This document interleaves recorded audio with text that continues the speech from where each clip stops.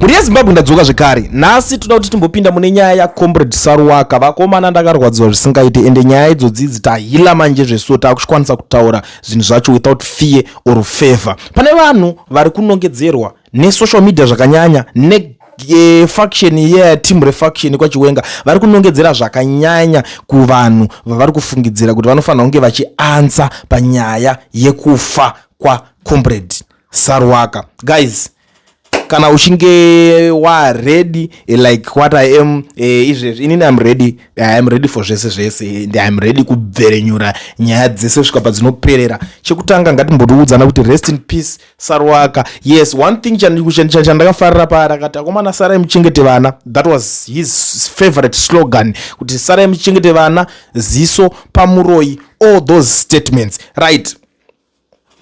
Toda kuti tutangire pane issue iri panape. And we demand that the legal system takes swift action to hold this assassin accountable for the alright. We demand that the legal system takes swift action to hold this assassin accountable for the assassination of Geza Saruwaka. The truth must come out in court. Ndiani anga kaiswa ipapa utauro nezvake? This guy. Who is this guy? This guy. Tichavherenyura zvedu tichange tichionesana. Right, parikunzi Sevia Kasukwere is very dangerous and evil politician. Ndomuziva from Mount Darwin.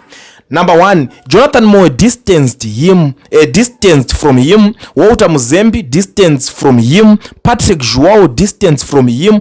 Ali Naka distanced from him. NPF party distanced from him. His runners, Saruwaka and Chimama, both dead. Nyoka Mabunu incarcerated. Now he's working with Kudakwashe Tagwirei and very soon they will part ways. He is very dangerous guy. He is very greedy. Murukupa battle pane nyaya yacho. By the way, in case you didn't know this information all along, is Saruwaka for sure angari mfano kuti aishandidzana naKasukwere, and even the other guys vakasara vari kuzvitaura batsira nyoka yemabhunu, those guys they are still the agents of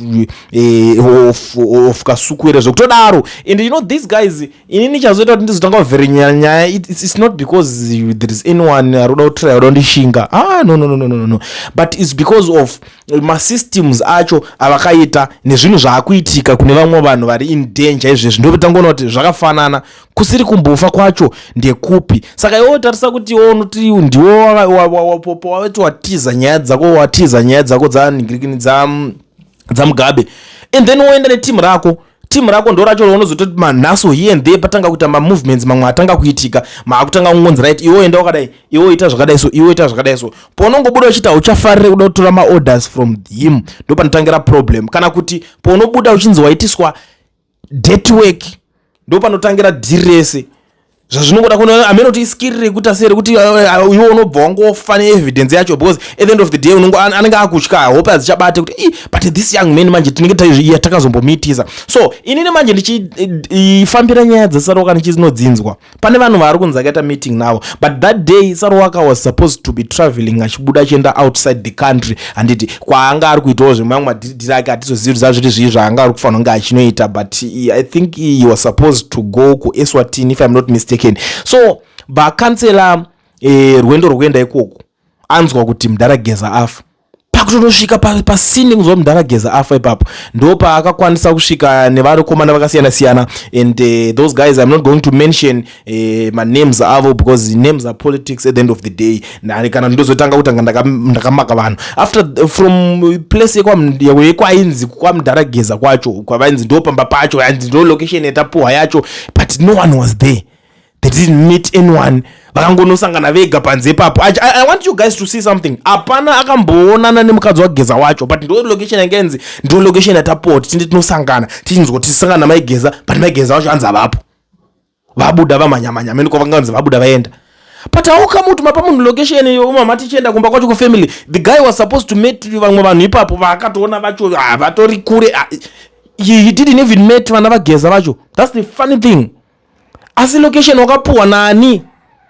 Those guys vakampa location ivavo vacho.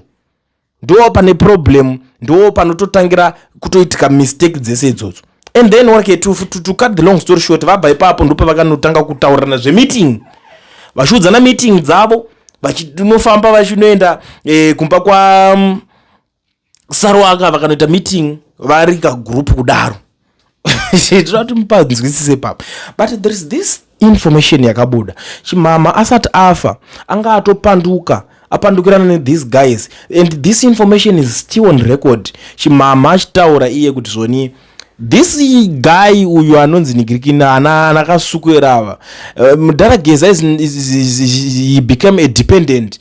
Akutongodzwa kuti mudhara zvakati, mudhara this, mudhara zvinonaka, akutanga kukumbira semunhu aikumbira, but kumashure ukaizvitira zvinhu zvake ari kunyika uku, but now hapasina kana any plan iripo, but munhu wekungoti anongomirira. And the funny thing munhu wekuti anga ari kumirirawo kune vanhu vagara vakaita se vakachoboka. Dauti munyatsoona tsoro dzacho dzese hatisodonanga munhu panapa.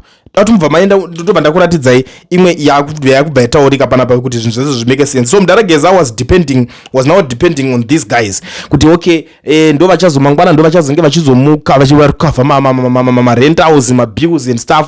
I understand kuti you will not like it even the way andiri kushitaura. Dzimwe dzenyaya if you were not close by haumbofoka zvinzwisisa kana ungosiri munhu wekuti wakambotaura naye Geza wacho face to face here, kana wakambosangana naye here, kana mushopping center kana pai. So unokoza ka life ke muno mujoza kuti yes you can stay with anyone. Ndototi guys I have an extra room out there. Unoona ngogara uka backroom kangu, don't worry about the food boss, but unongopakurwa unongodya unongotaura uchikafu chaunofarira nicho usingafariri, but pane pangotanga pakurwa unongodya, and then ione mweya wachigandanga, unongosina any problem, unongosina pressure, unongomirira ngoti nhasi ndichazobudisa pressure rangu ndozotaura zvakadai sundo pandangoenda ndakadaro. You get the point. So munhu kuti anga akunodependa pachinhu ichi. Chimamawo manje maybe wakaona kuti uyu akutoputisa masekret akutaura kuti they become my dependent. Hatizozivo kuti nachimama zvakazoendawo zvakanodiwo akaninga akatsvagirwawo according neinformation yakazonga kubuda after paipa kuti akatsvagirwawo zvimforimbo zvemaboyfriendswo zvinova izvo zvaisuspect kuti ndo zvakaita zvakazongonomisira zvakamisira akatopfuura akadaro zvikatobvarana zvakadaro. Because mind you, these guys anonyanyoza profile yako kuti uyu kana ari uyu kamaendera wakadai so uyu ngatimutumire boyfriend, uyu ngatimutumire kana hurricane, munoziza hurricane zvimoko zvakachipa nongonzi ngatimutumire izvozvo kuti angonowanirawo mberiko kanongoenetawo yaari kuda ikoko. Zvotongoenda zvakadaro. Uyu ngatingomutumira chakadai so, uyu arikuda mari, uyu ngatingomudai so nemari, zvinongopera zvakadaro. So magumo acho angasina kumira zvakanaka. Now let's dzoke kuna Saruwaka. I think manzwisisa the other side. So paita nyaya yabva yabudiswa neuyu anonzi Linstasia. Linstasia akabudisa nyaya iyi musi wa 4 April. Izvi zvinenge zva 2026 manje zvazvegore rino izvi 4 April 2026 achitaura kuti zvoni uyo wamunoti Savior Kasukwere is now working for kuda kwashe the team president, and shortly I will present V11. You are a broke ass. Zvekufamba uchinyeba that you were part of Geza revolution miswa. You were forcing yourself there using your tags from G40, Ana Saruwaka, Nyoka Emabunu, Chimama, etc. And where are they now? You failed to even post rest in peace on your Twitter about Saruwaka, and no one wants you. Even ED doesn't want you because unemakuwa kuba kwake the team president is your type. Ndo maroverwa yakainoitwa panapa nyaya yacho na Linstasia. But guys, I want you to think about this. Think about it very well. Not munyatsofunga chaizvo because maakona nyaya yacho kwayakuenda. Mudhara Geza was more like depending to these guys. Anakasukwere chabvanza anga kushanda natagwire. Do you know kuti Rutendo Matinyarari akabuda achitaura kuti ndakapiwa mari yekuataka yekuti ndinonyarari ndinofighta Geza. In fact manyorero akazviita matauriro akazviita it's on record akati ndakapiwa mari yamuri kuona yakawanda to deal with Geza. Ndo mashoko ake akanyatsotaura kuti mari iyi yanga iri yekubhadharwa kubva kuna Tagirei kuti ndidhile naGeza. Muri kuona nyaya yacho. Saka popanzi the same guy ndiye akushandira nakasukwere tobatanza neinformation yachimhama taura kuti mudhara Geza anga kanoiswa muchikona muno makadzi wangwana nyika yekutizira wakufana kushanda nani ngirikini washanda uchi rely on these guys. Geza revolution yanga kaiswa muhomwe na iye uyu wacho. I mean, I don't know kana muri kufunga zvandiri kufunga. Munhu akabudisa 100 was it 200,000 or something kuti you have to go and deal with him, and then uyo bazonzi munhu wacho ari kuti angatori handler wacho. I am sure ndi anga ari kuwapa accommodation futi yeye kumba kwake wanochengetwa kwasho wakewo.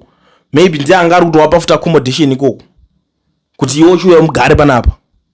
The same guy akushandira munhu wacho ari kuatakwa because Geza's fight was all about Tagirei kubva day one. Day wakadai zvigananda this iwo wakazotora makampani emasoja wakazodai zvakawanda. It's on record. Ndichazonyatsozvilista timbonyatsozvigarira pasi panapa tonyatsoona magrievances anga aripo pakuitika. Geza achingonzi afa and then Saruwaka akapuwa location nani. Muri kuda kuchiona here chini. I don't know guys if you are ready for this. Akapuwa location nani. No one was there. Dusty but basanga deal, and then the next thing makutono plan a meeting. What for? Mangwana wakutonza meno mameta angarodo ningina. Tozikonzwa pasina nguwa afa. Geza achidzoka uyu Saruwaka achitodzoka vese vatofa vese. Think about it. And now nanga angozita panapa. But it's something zvokunzi pari kuda kuinvestigate kwa. Ndabva ndatanga kumeka sense zvakutaurwa ne this 2030 anti 2030 chikora zvigananda page kuti panoda kuinvestigate kwapa. Kuti iwewe haungofe zvakadaro ananigiriki nawo just like that. Oshaya kana ruoko rako iwe vanhu vachikuziva neutsinye wonawo. Kana nini pandiremera meno muri yeZimbabwe pamwe ndine pamuromo ndinotaurisa. Rest in peace Saruwaka by the way my brother. I keep on fighting shamwa. Tichatoona kuti at least chokwadi chatombobudawo chero zvisina kwesere nezvozvo ngapawane at least pacha information. Something must be done. You justice yacho. Do you know kuti vana veZimbabwe chero vakangonyatsoziva kuti zvakambonyatsofamba sei chezvo. Aiwa, I think I have to sit down ndositanga kusecha manigirikini achimama first of all. Ndichatonda masecha ese achimama acho. Saruwaka pana mamwe moves nemamwe macalls ataimbotaura. So I will try by all means kutsvaga kuti pataitaura device yandaishandisa madays acho iwayo because andinakumbobvira ndairasa. Ndichaitariswa kuti where is that device ndomboinhina because that phone it cracked but yairecorda most of my calls yese. Ndichaitarisa futi nombonzwa mamwe maconversation ari ipapapa because zvakafanana izvi kungotochinotsvaga kuti zvinge zvichinobalance. Hazvibatsire chinhu kuti totadza kuinvestigate tichifambira nyaya munhu anga ari kurwira kuti iwewe life yako inge iri better. Munhu anga ari kurwira kuti vanhu venigirikini iwe mumbuke pangwana zvinhu zvaright. Akanga akuchikora zvigananda but because anga akuchikora zvigananda abasha zvigananda and stuff. Saka unotadza nei kungonzi patable plus iye futi ushamwari. Zvinotadzika nei muri kunzwa kuti uyu anga akushandira uyu nekubroka kwake kwanga kaita ikoko. Aiwa tidaona neutsinyo kumana. Aiwa hazviiti. Chauya zvedu tichinyatsoionesana and